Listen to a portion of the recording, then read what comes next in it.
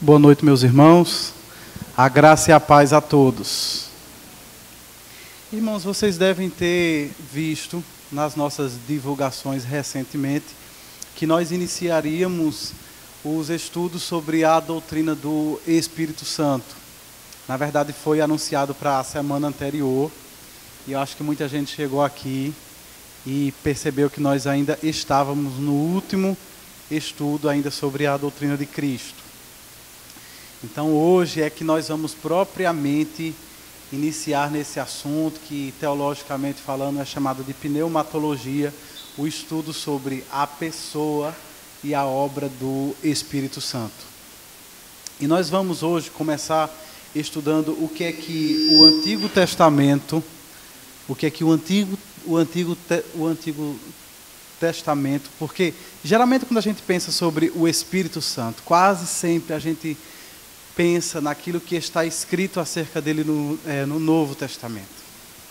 Mas o Antigo tem algo a nos dizer sobre ele e é bem importante que a gente aprenda. Mas antes disso, eu queria falar para vocês algo acerca de algo que tem sido dito, que o Espírito Santo é o Deus esquecido, não é? Geralmente a gente pensa muito em Deus Pai, em Deus Filho, e não é tanto o fato de que não se lembre do Espírito Santo, porque talvez em toda a história da igreja, o último século provavelmente foi aquele que mais falou na pessoa do Espírito Santo, obviamente por causa do movimento pentecostal. Então não é tanto porque não se lembre dele, mas ele muitas vezes pode ser de fato considerado o Deus esquecido, porque é aquele sobre quem nós menos sabemos, aquele sobre quem nós menos compreendemos. Há tantos equívocos, há tantas distorções, há tantos mitos envolvendo a pessoa do Espírito Santo, que de fato muitas vezes ele é o Deus esquecido. E aqui eu queria lembrar para vocês dois enganos acerca da pessoa do Espírito Santo. Um bem antigo, que na verdade é uma doutrina herética quanto à trindade chamada modalismo. Embora ela seja bem antiga, é uma doutrina dos primeiros séculos. Eu acredito que muita gente pensa sobre a pessoa de Deus, incluindo o Espírito Santo dessa forma. Muita gente pensa que Deus Pai é aquele Deus que se apresentou lá no Antigo Testamento. Então ali você tinha Deus Pai, o bravo e velho Deus Pai. E aí depois, esse Deus resolveu encarnar na pessoa de Cristo. E nas páginas do Novo Testamento, você tem o Deus Pai agora encarnado na pessoa do Deus Filho. E o interessante é que no Novo Testamento, então, ele se apresentaria muito mais polido, muito mais bonzinho, muito mais amável. Só que esse Deus Filho tem um ministério muito, muito curto, no máximo 30 anos. E ele morre, ressuscita, sobe aos céus, e ele agora volta à terra na pessoa do Deus Espírito Santo. Então seria, na verdade, 3 formas didáticas de Deus se apresentar à humanidade. Isso é heresia. Uma heresia bem antiga, mas que constantemente a gente vê alguém comentando sobre Deus e percebe que essa pessoa tem uma visão modalista acerca de Deus. E não é isso. O Espírito Santo é uma pessoa distinta que sempre existiu, eternamente existiu, à semelhança de Deus Pai e à semelhança de Deus Filho. Outras vezes a gente pensa também, ou a gente ouve, na verdade, falar sobre o Espírito Santo não como uma pessoa, mas como uma força. Não sei se você já ouviu alguma coisa desse tipo. Principalmente se você teve algum contato com os ensinos das testemunhas de Jeová, você vai ver que há uma insistência deles em falar do Espírito Santo não como uma pessoa, mas como uma força ativa. Isso vem do fato de que eles não creem na Trindade. Então, para ele, Deus, Criador, é o único Deus. Jesus não é Deus, é apenas o Filho de Deus. E o Espírito Santo também não é Deus, é apenas a força ativa de Deus. Biblicamente falando, também não há, sustentação para isso. Veja que, por exemplo, tanto o Antigo Testamento, Isaías, quanto no Novo Testamento, Paulo, adverte que o Espírito Santo pode ser entristecido, de forma que você tem aqui uma característica de pessoalidade, uma força ativa não pode ser entristecida, apenas um Deus pessoal pode ser. E aí um terceiro equívoco é esse que eu já havia comentado antes. Quando a gente pensa no Espírito Santo, geralmente a gente lembra do Novo Testamento e geralmente a gente lembra de Atos. O que é que você pode me dizer acerca do Espírito Santo? O evangélico vai dizer, bem, o Espírito Santo foi derramado em Pentecostes, como se ele tivesse nascido naquele dia, como se ele tivesse passado a existir naquele dia. E não é isso. Ao longo da Bíblia inteira, Antigo e Novo Testamento, nós vamos ver testemunho bíblico acerca do Espírito Santo. Então, as perguntas que nós vamos tentar responder nessa noite é: o que o Espírito Santo fazia no Antigo Testamento antes de Pentecostes? Será que ele fazia alguma coisa? Vamos ver o que era. O Espírito Santo regenerava os crentes do Antigo Testamento? Havia regeneração no Antigo Testamento? Ou regeneração é algo que só passou a existir no Novo Testamento? Além disso, o Espírito Santo habitava nos crentes do Antigo Testamento? Ou ele só atuava sobre eles repentinamente e desaparecia? E por fim, qual seria então a diferença de atuação do Espírito Santo no Antigo e no Novo Testamento? Respondendo então à primeira pergunta, o que o Espírito Santo fazia no Antigo Testamento, nós vamos ver que ele fazia basicamente tudo. Você sabe que a Bíblia não é um livro sobre mim, não é um livro sobre você. A Bíblia é um livro sobre Deus. E como o Espírito Santo é Deus, ele está completamente envolvido em toda a história da redenção. Portanto, você vai ver o Espírito Santo envolvido com tudo. Já no primeiro livro da Bíblia, Gênesis, capítulo 1, nós vamos ver o Espírito Santo de Deus atuando na criação do mundo. Gênesis 1 diz: no princípio criou Deus os céus e a terra. Era a terra sem forma e vazia. Trevas cobriam a face do abismo, e o Espírito de Deus se movia sobre a face das águas. Deus então aqui cria o mundo, mas inicialmente esse mundo ainda não tem a forma que nós conhecemos hoje. Não tinha toda essa variedade de beleza, não havia todas essas variedades de espécies, animais e vegetais que a gente vê. Diz a Bíblia que Deus criou os céus e a terra, mas inicialmente a terra era sem forma, ou a terra estava ainda sem forma e vazia. E como não havia luz, diz o texto bíblico que as trevas cobriam a face do abismo. E não apenas isso, o Espírito Santo de Deus se movia sobre a face das águas. Algumas traduções mais antigas dizem: o Espírito de Deus pairava sobre a face das águas. Isso é bastante interessante pensar, para que é mesmo que o Espírito Santo pairava sobre a face das águas? Um mundo em que ainda não havia harmonia, no mundo em que não havia beleza, no mundo em que só havia caos, águas, trevas. O que é que o Espírito Santo fazia pairando sobre elas? Dizem os estudiosos bíblicos que, na verdade, a palavra pairar, ela pode ser relacionada com a palavra incubar ou chocar. É como se o Espírito Santo estivesse chocando a criação. Ou seja, ele estava de alguma forma preparando e antecipando aquilo que Deus ainda iria fazer com essa terra caótica. Ou também pode-se entender pairar como uma ave que está sobrevoando sobre o seu ninho, protegendo os ovos para que no tempo certo a vida ecloda.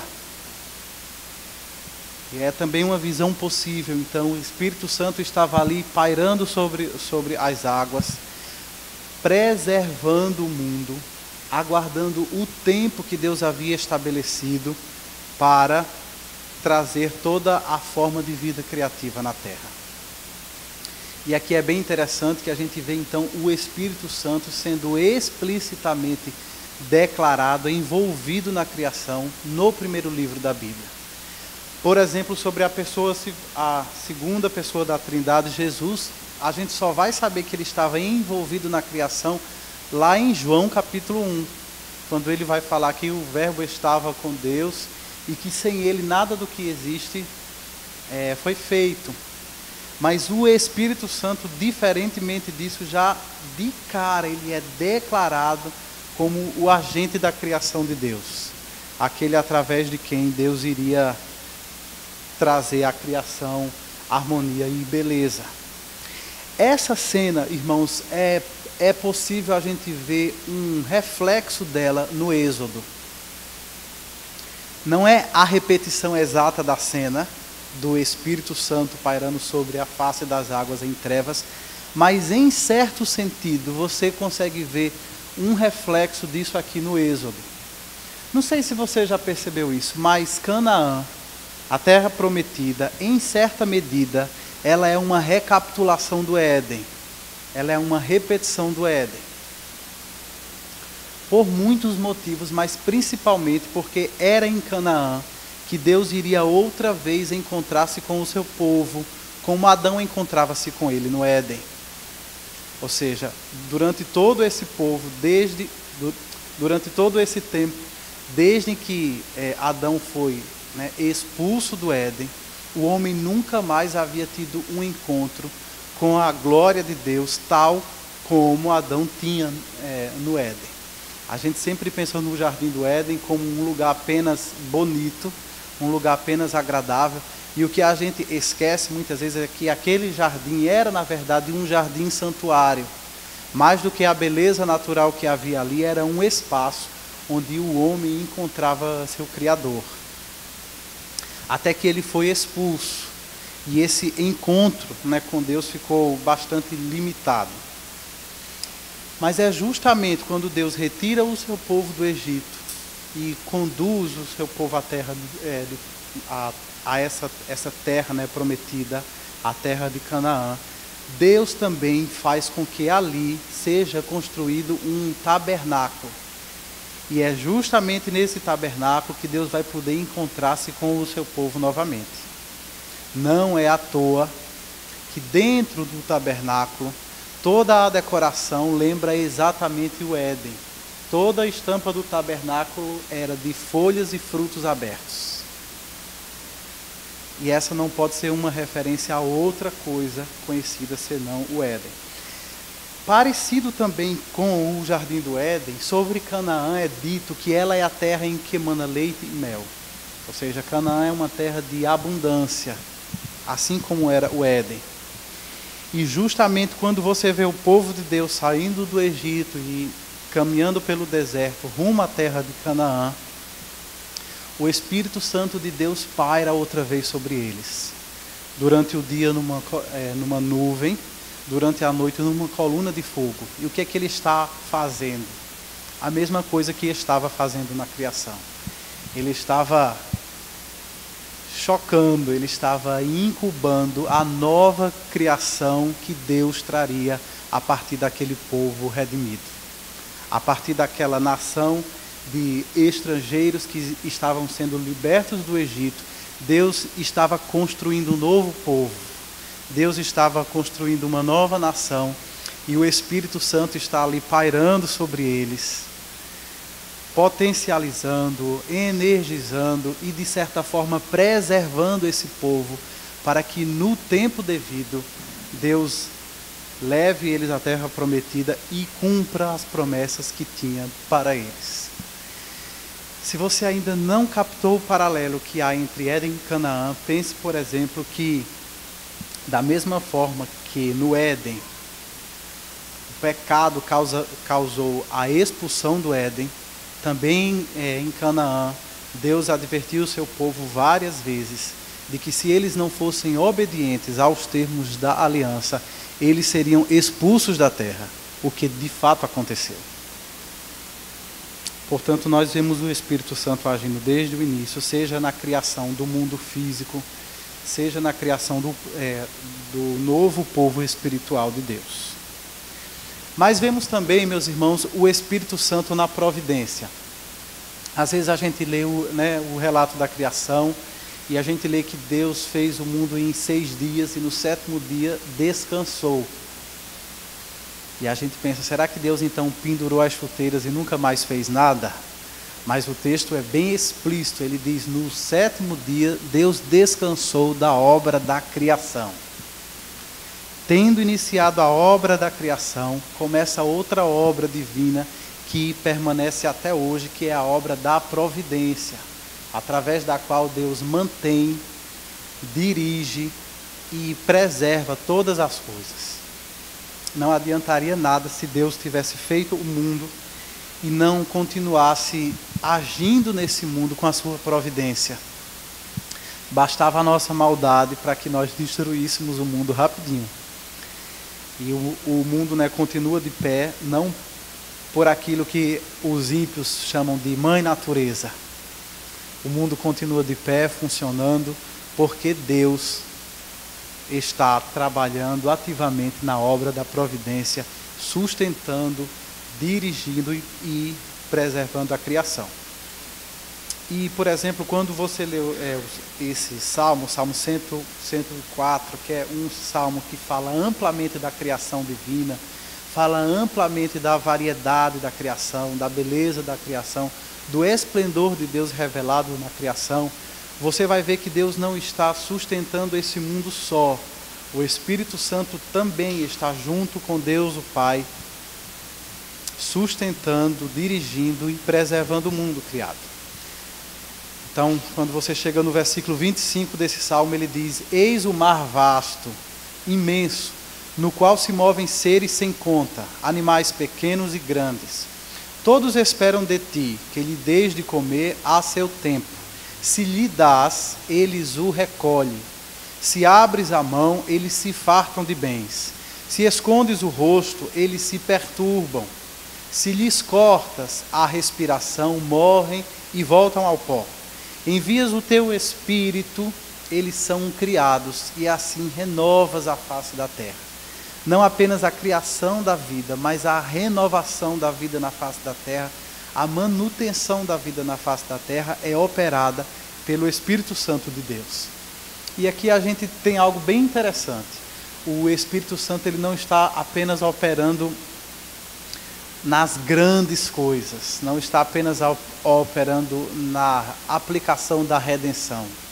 O Espírito Santo está operando também naquelas pequenas coisas da vida, de uma planta que cresce, de um passarinho que voa, de nós que ainda estamos aqui vivos, respirando, da luz, do ar. O Espírito Santo está trabalhando não apenas nas grandes coisas, mas nas pequenas coisas do cotidiano também.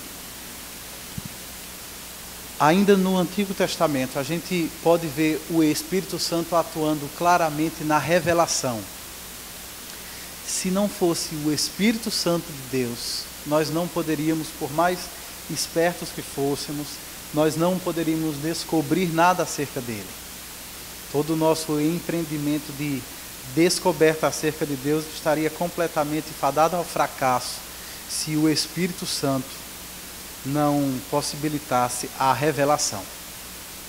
Quando a gente fala aqui sobre revelação, estamos falando sobre aquele ato de Deus de dar a conhecer acerca de si mesmo. Deus fez o mundo, Deus criou seres humanos, Deus resolveu relacionar-se com esses seres humanos, e nesse processo de relacionar-se com eles, Deus também resolveu revelar-se a eles. Deus poderia ter simplesmente feito esse mundo, saído de cena e deixássemos que nós permanecêssemos na ignorância quanto a Ele. Mas Deus não apenas graciosamente fez o mundo, mas Deus também graciosamente resolveu revelar-se. E Deus revelou-se através de pessoas, principalmente profetas. E esse texto fala muito bem sobre isso. Nós temos aqui uma das primeiras passagens bíblicas, se encontra aqui no livro de Êxodo, quando Deus começa a utilizar pessoas para falar através delas. Esse evento situa-se imediatamente após aquele fato, quando Moisés caminhava com aquele povo que saiu do Egito. O povo começa a murmurar, porque eles começam a se lembrar de algumas coisas boas que eles tinham no Egito, e eles começam a sentir falta dessas coisas no deserto. Nesse ponto exatamente, eles estavam sentindo falta de carne. E Deus diz: eu vou enviar carne até vocês enjoar. Na verdade, o texto ele é mais exagerado. A figura de linguagem diz assim: é até sair pelo nariz. Isso quem diz é Deus. Deus diz: eu vou mandar carne, vocês vão comer, se enfartar, até sair carne pelo nariz. Olha só, que figura de linguagem interessante, né? Significa até vocês enjoarem.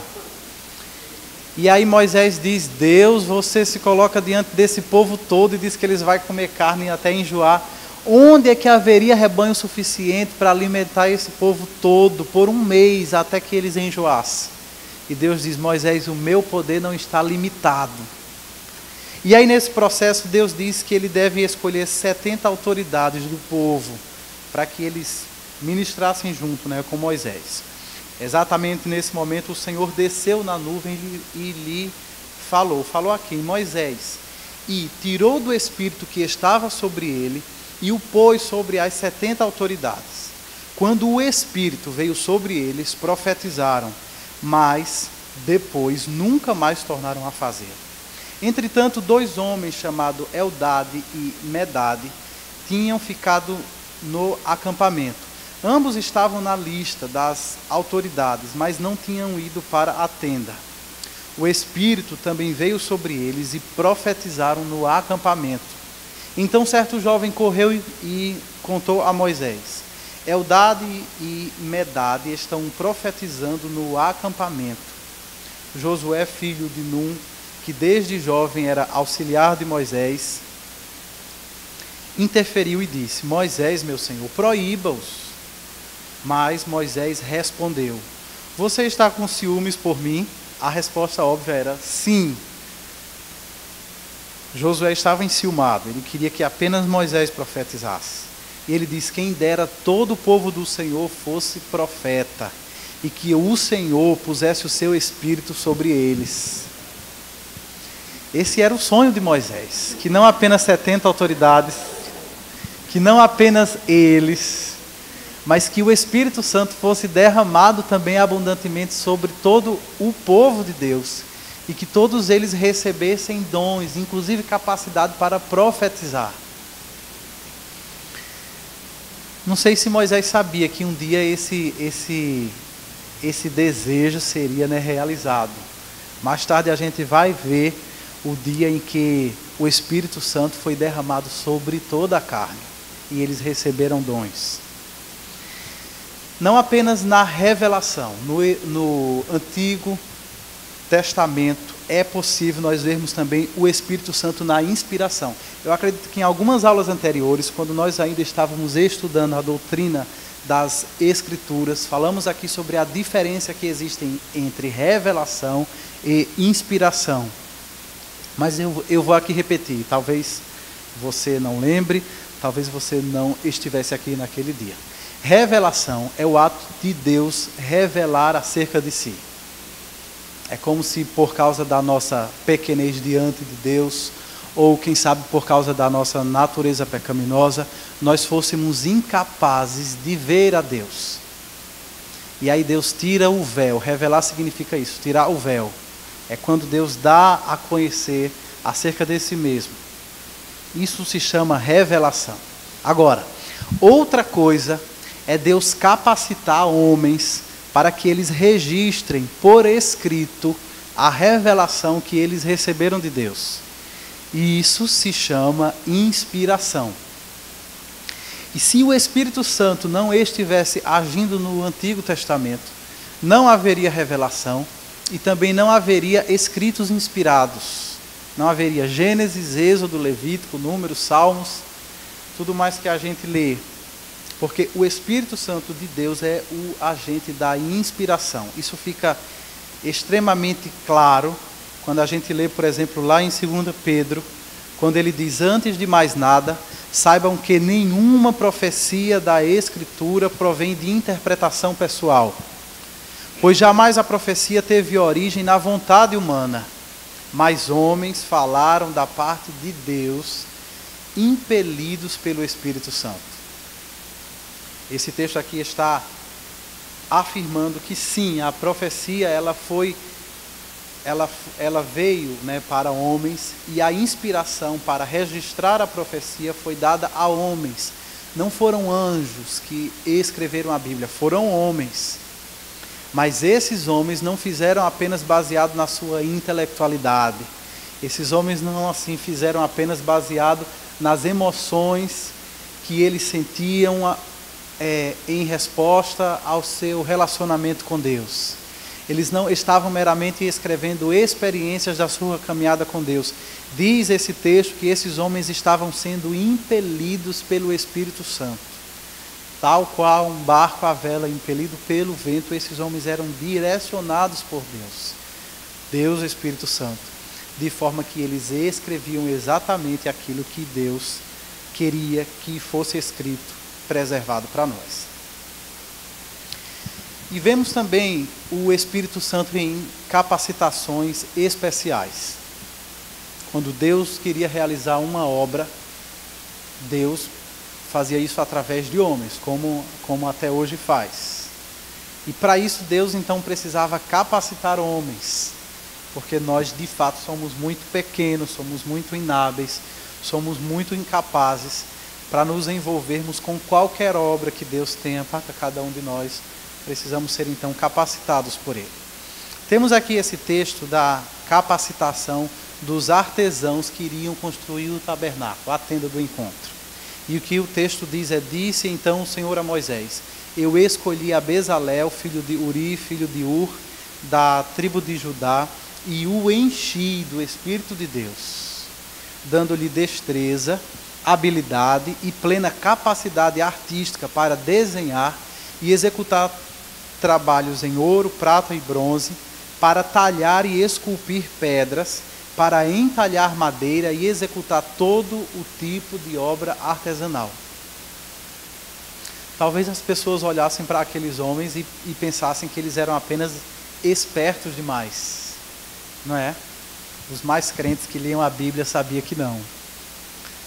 Eles eram capazes de fazer tudo aquilo com tanta beleza, perfeição, porque eles tinham sido cheios do Espírito Santo de Deus para isso, para serem capacitados para essa obra especial de construir a tenda do encontro. Outras vezes, por exemplo, nós vemos o Espírito de Deus enchendo pessoas, ouvindo sobre pessoas, para dotá-las de capacidade de liderar o povo de Deus. É o que a gente lê, por exemplo, em Juízes. Vocês lembram, Juízes vive aquele ciclo de altos e baixos. Às vezes o povo está mal, e foi justamente numa ocasião como essa, quando o povo estava sendo mal, sofrendo nas mãos de um povo estrangeiro, mas quando eles clamaram ao Senhor, Ele lhes levantou um libertador, Otoniel, filho de Kenaz, o irmão mais novo de Caleb, que os libertou. E o Espírito do Senhor veio sobre ele, de modo que liderou Israel e foi à guerra. O Senhor entregou Cuxã-Risataim, rei de Arã, nas mãos de Otoniel, que prevaleceu contra ele. Mais uma vez, quem sabe o povo de Cuxã-Risataim olhasse para ele e achasse que ele era apenas um homem altamente habilidoso, militarmente falando.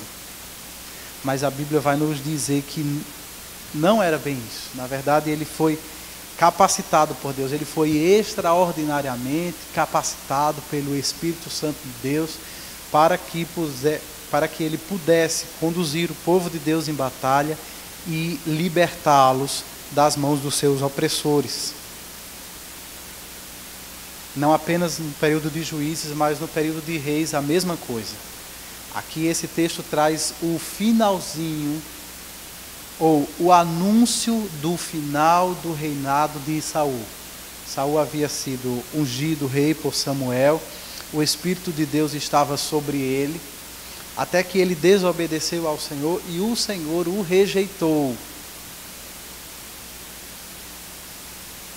E ao mesmo tempo, o Senhor também escolheu uma outra pessoa para que sucedesse a Saul no trono. Não imediatamente, mas de qualquer forma o sucessor Davi já estava escolhido.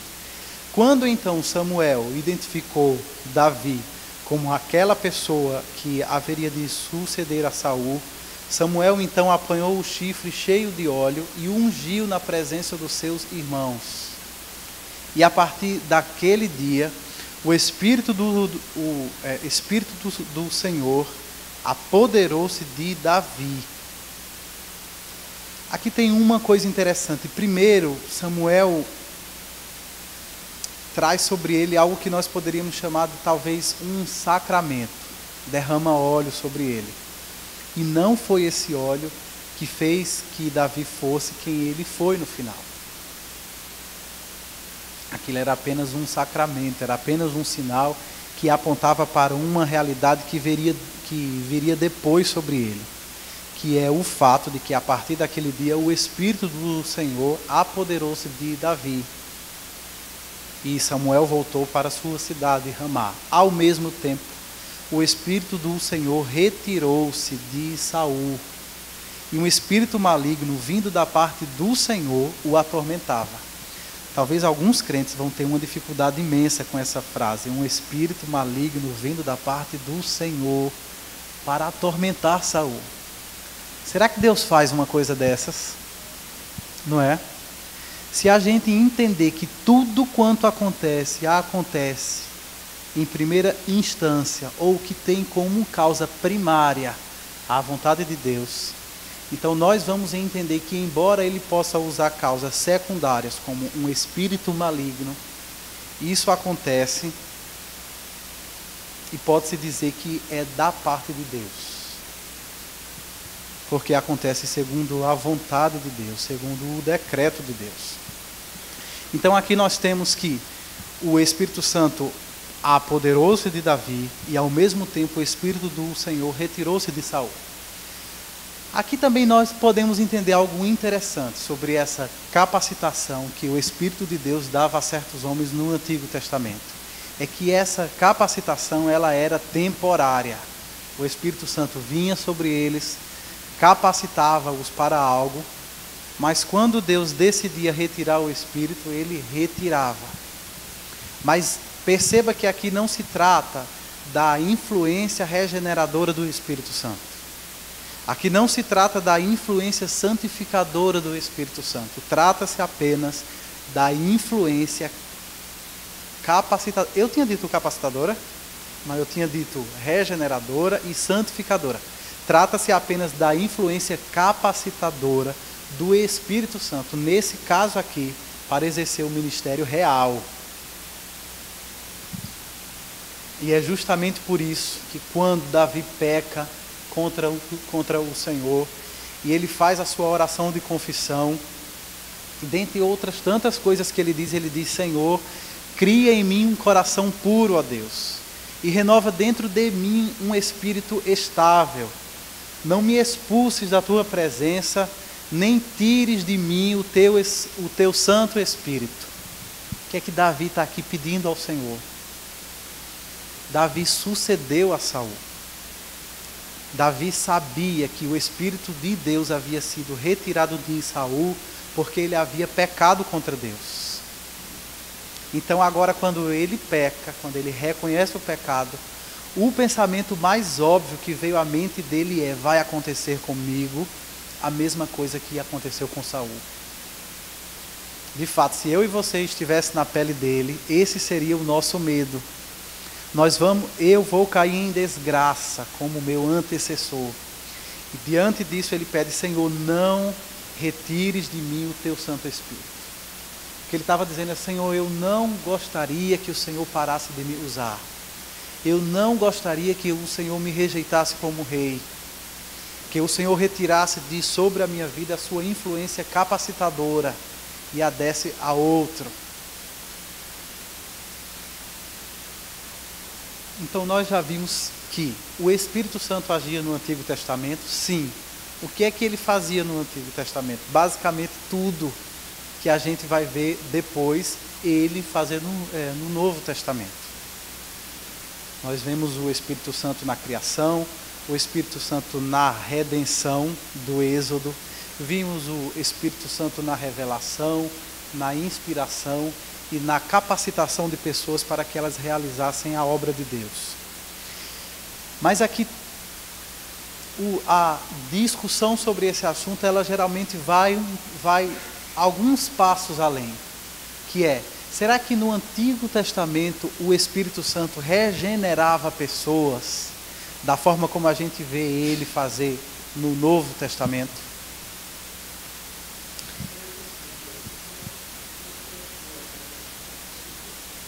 Exatamente.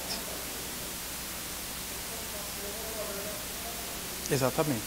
Se nós não considerarmos a possibilidade de que houvesse regeneração no Antigo Testamento, então não haveria também a possibilidade de haver salvação no Antigo Testamento. E aí nós precisaríamos crer que todas aquelas pessoas que vieram antes de Cristo estavam perdidas. Mesmo aquelas pessoas com quem Deus fez a sua aliança. Moisés, Davi, Noé, Adão. Isso é algo absurdo.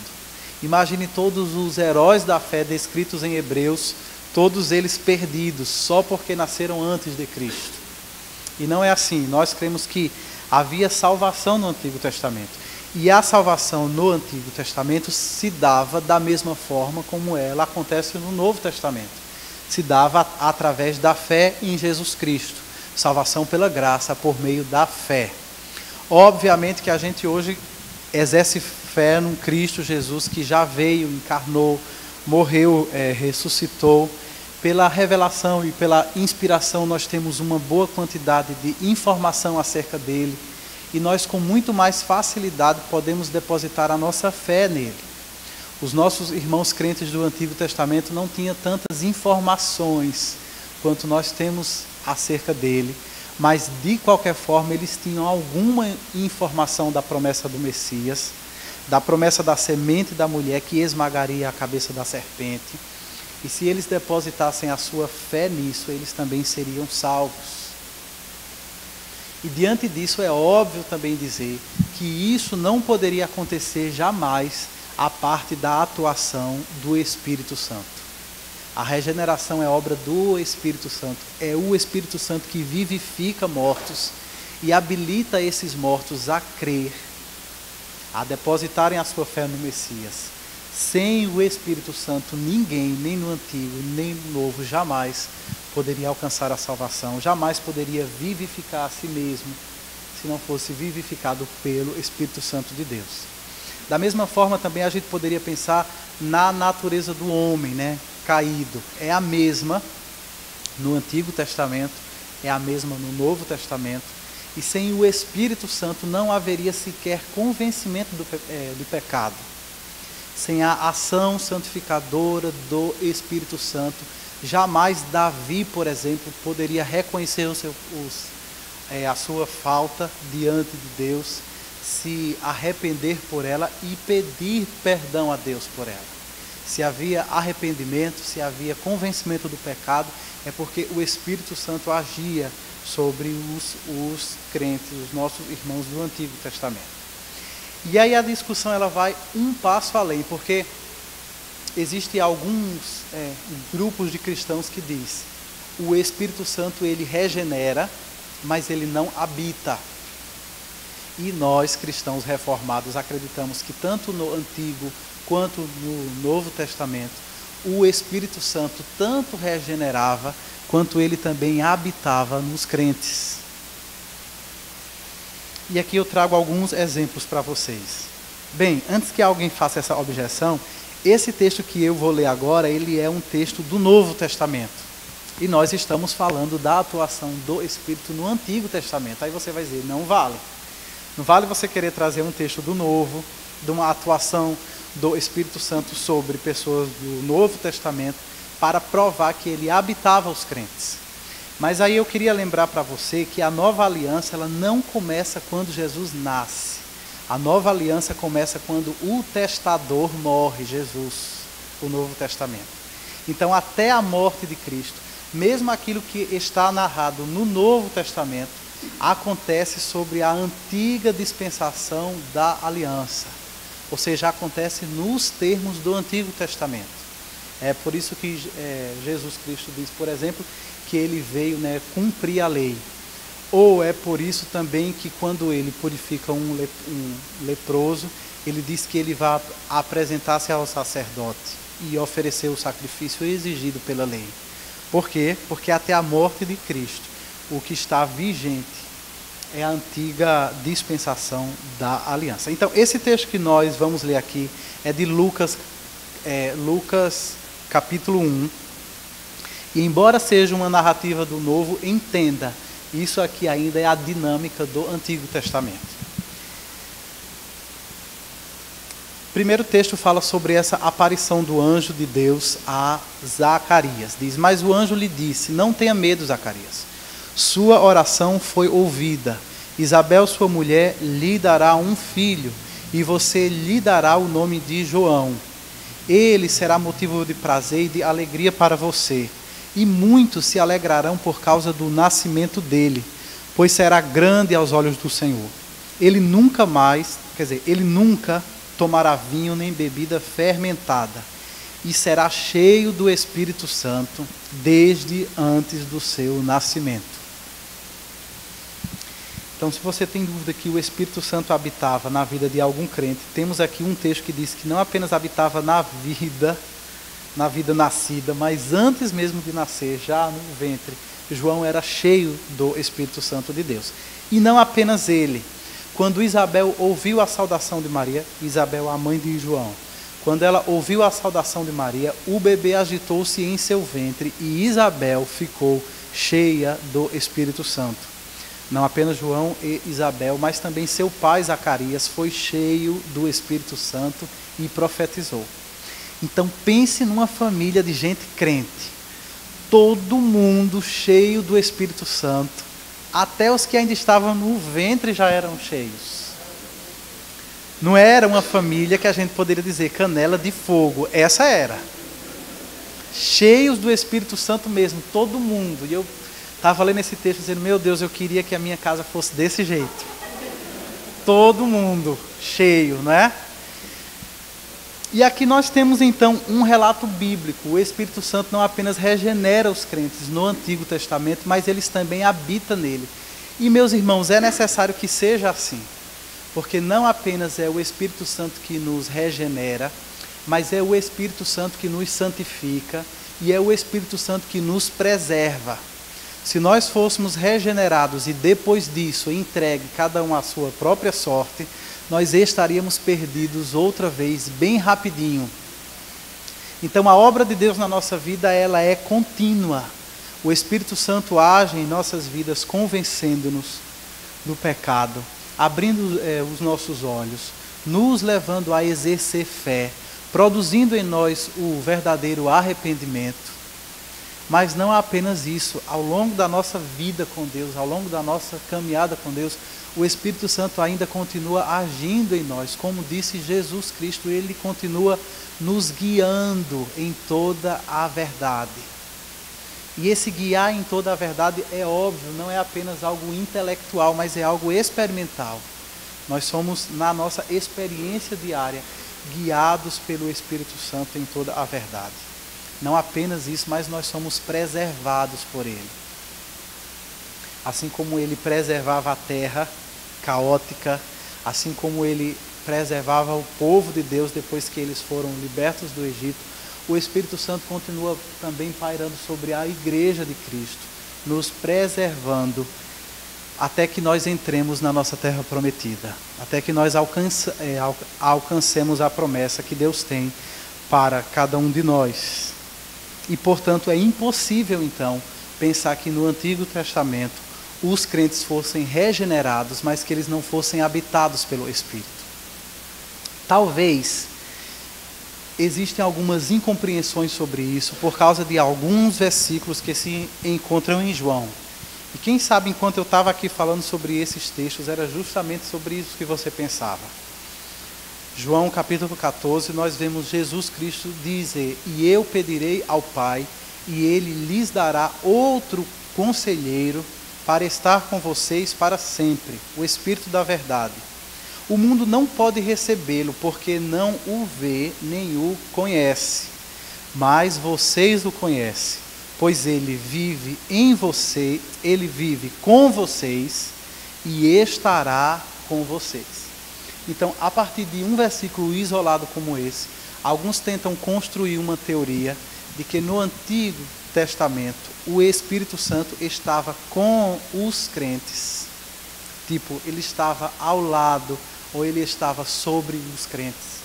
Mas que no Novo Testamento, a partir de Pentecostes, o Espírito Santo entrou para habitar nos crentes.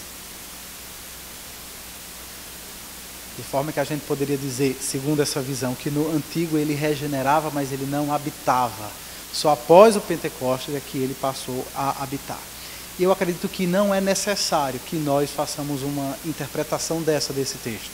Veja, por exemplo, outro texto de Cristo, que eu acho que dá muito mais luz, mais entendimento sobre esse texto que nós acabamos de ler. No último e mais importante dia da festa, Jesus levantou-se e disse em alta voz: se alguém tem sede, venha a mim e beba. Quem crê em mim, como diz a Escritura, do seu interior fluirão rios de água viva. E aí o texto mesmo explica, ele estava se referindo ao Espírito, que mais tarde receberiam os que nele crescem. Pois até então o Espírito Santo, o Espírito ainda não tinha sido dado, pois Jesus ainda não fora glorificado. O que é que esses textos, para que estes textos estão apontando?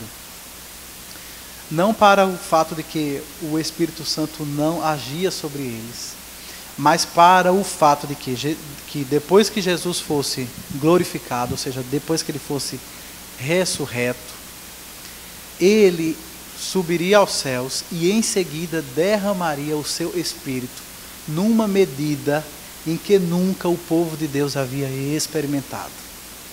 Então a gente poderia dizer que o Espírito Santo faz no Novo Testamento as mesmas coisas que a gente viu ele fazer no Antigo, mas não da mesma forma.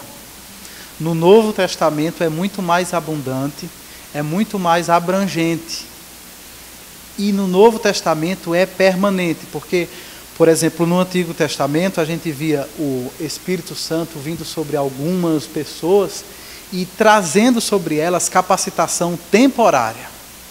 No Novo Testamento a capacitação é permanente.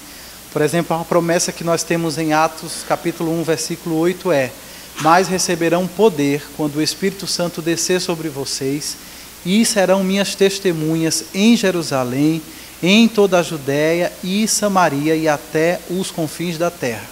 Então, quando a gente olha para esse texto de Atos, a promessa não é que eles nunca tiveram o Espírito Santo e que agora teriam, mas que eles seriam extraordinariamente capacitados pelo Espírito Santo para desempenharem a missão que Jesus Cristo tinha dado para eles. E aqui não apenas algumas pessoas importantes, profetas, sacerdotes, reis, receberiam uma porção do Espírito Santo para o seu ofício, mas agora todo o povo de Deus seria capacitado para realizar a missão. Aqui então ia inaugurar o sacerdócio universal dos crentes. Todos eles agora seriam capacitados por Deus para realizar a sua obra. É justamente essa interpretação que Pedro, que estava em Pentecostes, faz do derramamento do Espírito naquele dia. Quando as pessoas recebem o Espírito Santo, são capacitadas por Deus para falar em outras línguas, de forma que todos os estrangeiros que estavam ali ouviram a mensagem do Evangelho em sua própria língua e puderam compreendê-la. Pedro chega diante dele e diz: irmãos meus, o que vocês estão vendo aqui não é que essas pessoas estão bêbadas. E ele diz algo interessante, que eu acho engraçado. Ele diz, ainda são 9 horas da manhã, não é? Eu entendo quase como se ele estivesse dizendo, gente, os botecos de Jerusalém ainda não abriram. Como é que esse povo ia estar bêbado? São ainda 9 horas da manhã. Ele diz, pelo contrário, o que vocês estão vendo é o que foi predito pelo profeta Joel. Nos últimos dias, diz Deus, derramarei do meu espírito sobre todos os povos. Os seus filhos e as suas filhas profetizarão, os jovens terão visões, os velhos terão sonhos. Sobre os meus servos e as minhas servas derramarei do meu espírito naqueles dias, e eles profetizarão. Então, a partir desse texto, qual é a diferença marcante da atuação do Espírito Santo no Antigo para essa nova atuação que nós vemos no Novo? Não é que lá no Antigo eles não tinham o Espírito e agora tinha. Não é que eles não eram regenerados e agora são. Não é que eles não eram habitados e agora são. É que agora todo o povo de Deus é capacitado pelo Espírito Santo. Não apenas pessoas importantes, não apenas líderes, mas agora todos, os filhos e as filhas, os jovens e os velhos, os servos e as servas, todos eles, sobre todos eles será derramado o Espírito Santo e todos eles receberão dons, capacitações espirituais para o ministério. De forma que a gente poderia então sintetizar aqui a diferença de atuação do Espírito Santo no Antigo para o que a gente vê no Novo Testamento. A gente poderia resumir em 3 palavras básicas: abundância, abrangência e permanência. Primeiramente, a abundância, porque desde a profecia de Joel dizia-se que o Espírito Santo seria derramado. Jesus estende essa profecia e diz que quem cresce nele, do seu interior fluiriam rios de água viva.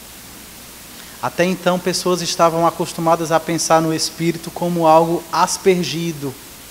Mas agora a promessa é que seria derramado abundantemente, a ponto de que rios de águas vivas fluiriam deles. Abundância de atuação do Espírito Santo. O Espírito Santo continua então fazendo a mesma coisa, mas agora de forma mais intensa, de forma mais abundante. Um outro termo que a gente poderia usar é de forma mais abrangente. No Antigo Testamento a gente via o Espírito Santo agindo apenas em judeus, naquelas pessoas que estavam dentro da aliança. E agora no Novo Testamento, os gentios são amplamente absorvidos dentro dessa aliança, e eles são também amplamente capacitados pelo Espírito de Deus para, juntamente com os seus irmãos judeus, tocarem a missão que Jesus havia deixado para eles. Não apenas, como eu disse, pessoas importantes, apóstolos, profetas, mas todos os crentes recebem dons espirituais. E por fim, permanência. Agora Deus iria capacitar seu povo para sempre. O Espírito Santo não seria retirado deles quando eles desobedecessem a Deus. Eles teriam o Espírito Santo agindo dentro deles permanentemente. Quais as aplicações, então, que a gente poderia fazer disso que nós lemos aqui? Primeiramente, eu queria sugerir que nós crescemos no Espírito Santo de Deus. E aqui eu quero dizer com isso, não apenas que você acredite nele, mas que você acredite naquilo que a Bíblia diz acerca dele. Não creia no Espírito Santo apenas a partir das suas próprias concepções, a partir daquilo que você acha que ele é, a partir daquilo que você ouviu dizer que ele é, a partir daquilo que você aprendeu sobre o Espírito Santo no livro Bom Dia, Espírito Santo, de Benny Hinn. Eu queria desafiá-lo a crer no Espírito Santo a partir daquilo que ele revelou de si mesmo nas Escrituras. Aí tá certo, né, Alda? Aí vale a pena. Aí é informação segura, dada por ele mesmo. Que você creia no Espírito Santo de Deus revelado nas Escrituras. E tendo uma vez crido nele, que você busque ser cheio do Espírito Santo de Deus.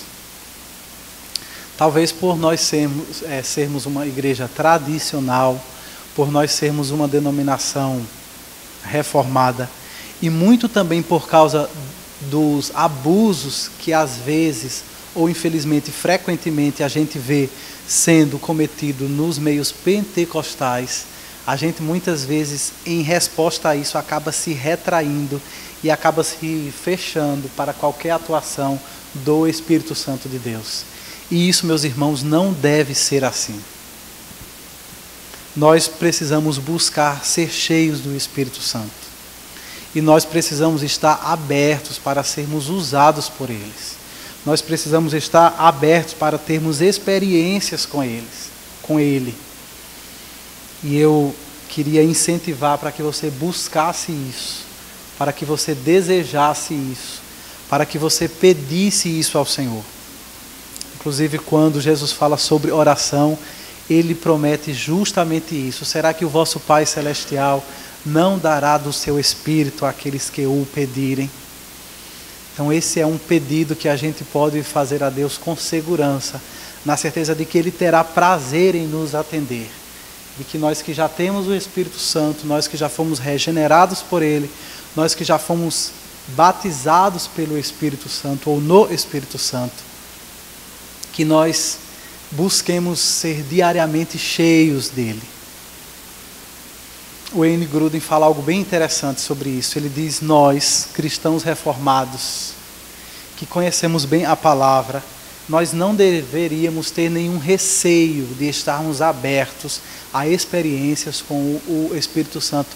Pelo contrário, ele diz: já que nós conhecemos bem a palavra, nós somos os que mais têm condições de terem experiências com o Espírito Santo e de avaliar essas experiências à luz daquilo que a gente tão bem conhece das Escrituras Sagradas. Portanto, que a nossa igreja busque isso, que nós buscamos ser cheios, que o Espírito Santo realmente transborde na nossa igreja e que isso marque a nossa vida, tanto quanto o conhecimento da palavra já tem nos identificado até aqui. Que Deus possa nos abençoar.